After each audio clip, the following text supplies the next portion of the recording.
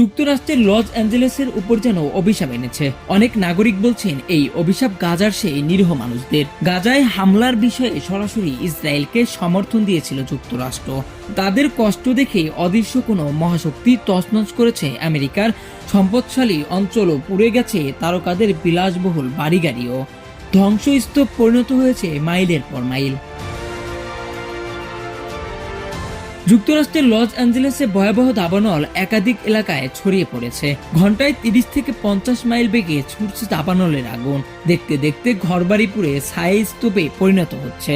কোনো গবেষকের মতে 1% দাবানল প্রাকৃতিক কারণে সৃষ্টি হয়। এগুলোর মধ্যে বজ্রপাত এবং আগ্নেয়গিরির আগুনই সবচেয়ে বেশি উল্লেখযোগ্য কারণ। আমেরিকার বনাঞ্চলের বছরে প্রায় 1 লাখ বার আগুন লাগে।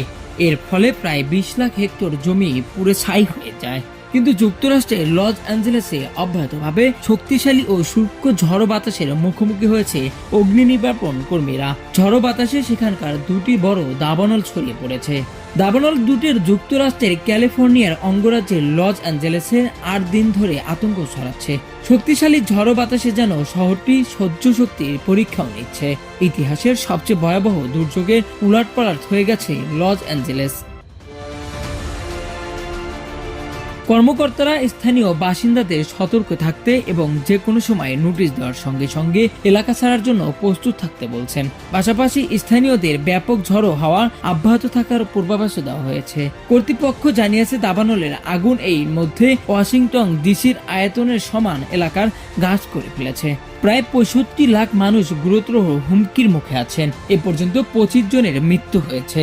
গতকাল এক সংবাদ সম্মেলনে লস অ্যাঞ্জেলেসের কাউন্টিং সুপারভাইজার লিসেন্ট হোরভাত বলেন, আমরা আজকে বিশেষভাবে বিপজ্জনক পরিস্থিতির কথা পুনরাবৃত্তি করতে চাই। এখনই তৈরি হন এবং এলাকা ছাড়ার প্রস্তুত নিন। ঝড়ো হাওয়ার গতিবেগ ঘন্টায় 70 মাইল অর্থাৎ 120 কিলোমিটার হওয়ার পূর্বাভাস থাকলেও তা এখনো হয়নি। অগ্নি নির্বাপন কর্মীরা জানিয়েছেন, এখন বাতাসের গতিবেগ ঘন্টায় 30 থেকে 40 মাইল অর্থাৎ 48 থেকে 46 কিলোমিটার।